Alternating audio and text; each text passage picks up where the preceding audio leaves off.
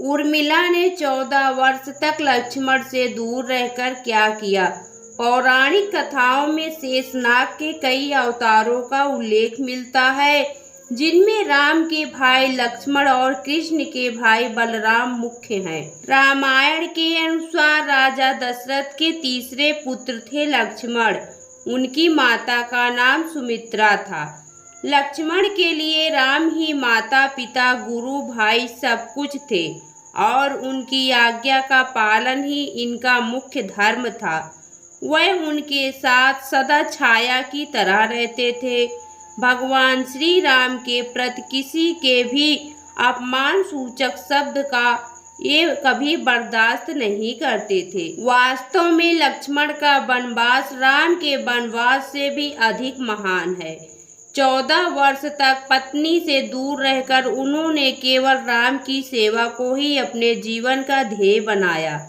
वाल्मीकि रामायण के अनुसार उर्मिला जनक नंदिनी सीता की छोटी बहन थी और सीता के विवाह के समय ही दशरथ और सुमित्रा के पुत्र लक्ष्मण को ब्याही गई थी।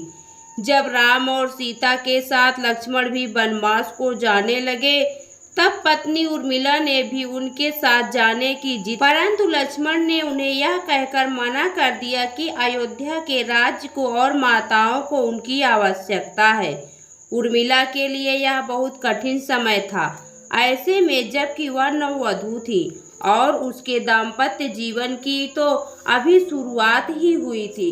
लक्ष्मण के वनवास जाने के बाद उर्मिला के पिता अयोध्या आए और उर्मिला को मायके चलने का अनुरोध करने लगे, ताकि माँ और सखियों के सानिध्य में उर्मिला का पति वियोग का दुख कुछ कम हो सके।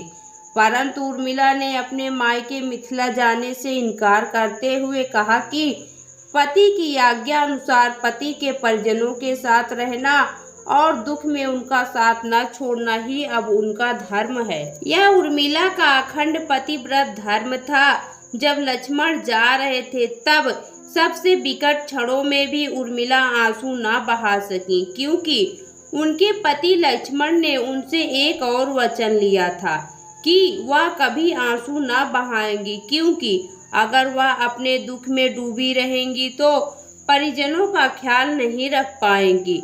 लेकिन अब सवाल यह उठता है कि लक्ष्मण अपनी पत्नी उर्मिला से 14 वर्ष तक दूर रहे, तो उर्मिला ने इस दौरान क्या किया। इस संबंध में मान्यता कर आधारित एक कथा पढ़ने को मिलती है। इस कथा का वर्णन रामचरितमानस आदि में नहीं मिलता है। कथा यह है कि रावण के पुत्र मेघनाद को यह वरदान था कि जो व्यक्ति 14 वर्षों तक सोया ना हो, वही उसे हरा सकता है। हालांकि लक्ष्मण अपने भाई श्री राम और भाभी सीता की सुरक्षा और सेवा में इतने लगे रहे कि वे 14 वर्ष तक सो ही नहीं पाए। कथा के अनुसार उनके बदले उर्मिला 14 वर्ष तक सोती रही। रावण के वध के बाद श्री राम, सीता और लक्ष्मण वापस अयोध्या लौटे और वहां प्रभु श्री राम के राज तिलक की तैयारी होने लगी। उस समय लक्ष्मण जोर जोर से हंसने लगे। जब लक्ष्मण से इस हंसी का कारण पूछा तो उन्होंने कहा कि सारी उम्र उन्होंने इसी घड़ी का इंतजार किया था कि अब मैं श्री राम का राज तिलक होते हुए देखूंगा, लेकिन अब उन्हें निद्रा देवी को दिया गया वो वचन पूरा करना होगा जो उन्होंने वनवास जाने के पहले दिया था। दरअसल निद्रा ने उनसे कहा था कि वह 14 वर्ष के लिए उन्हें परेशान नहीं करेंगी और उनकी पत्नी उर्मिला उनके स्थान पर सोएंगी। निद्रा देवी ने उनकी यह बात एक शर्त पर मानी थी कि जैसे ही वह अयोध्या लौटेंगे, उर्मिला की नींद टूट जाएगी और उन्हें सोना होगा।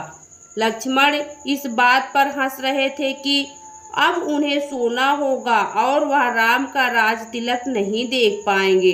उनके स्थान पर उर्मिला ने यह रस्म देखी थी। लक्ष्मण के उर्मिला से अंगद और चंद्रकेतु नाम के 2 पुत्र तथा सोमदा नाम की एक पुत्री उत्पन्न हुई।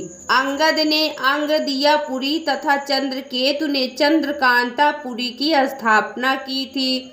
उर्मिला के पतिव्रत का बल एक अन्य कथा अनुसार लक्ष्मण की विजय का मुख्य कारण उर्मिला का पतिव्रत था। मेघनाद के वध के बाद उनका शव श्री राम जी के युद्ध शिविर में रखा हुआ था। उस शव को मेघनाद की पत्नी सुलोचना लेने आई। पति का छिन्न शीश देखते ही सुलोचना का हृदय अत्यधिक द्रवित हो गया। वह रोने लगी। रोते रोते उसने पास खड़े लक्ष्मण की ओर देखा और कहा, सुमित्रा नंदन, तुम भूल कर भी गर्व मत करना कि मेघनाद का वध मैंने किया है। मेघनाद को धराशायी करने की शक्ति विश्व में किसी के पास नहीं थी। यह तो 2 पतिव्रता नारियों का भाग्य था। अब आप सोच में पड़ गए होंगे कि निद्रा देवी के प्रभाव में आकर अगर उर्मिला 14 साल तक सोती रही तो सास और अन्य परिजनों की सेवा करने का लक्ष्मण को किया वादा उन्होंने कैसे पूरा किया।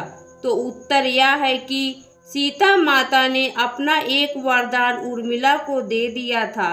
उस वरदान के अनुसार उर्मिला एक साथ 3 कार्य कर सकती थी। तो दोस्तों, आपको यह पौराणिक कथा कैसी लगी कमेंट बॉक्स में ज़रूर बताएं। वीडियो को लाइक करें, शेयर करें और हमारे चैनल को सब्सक्राइब करना ना भूलें। वीडियो देखने के लिए आपका बहुत बहुत धन्यवाद।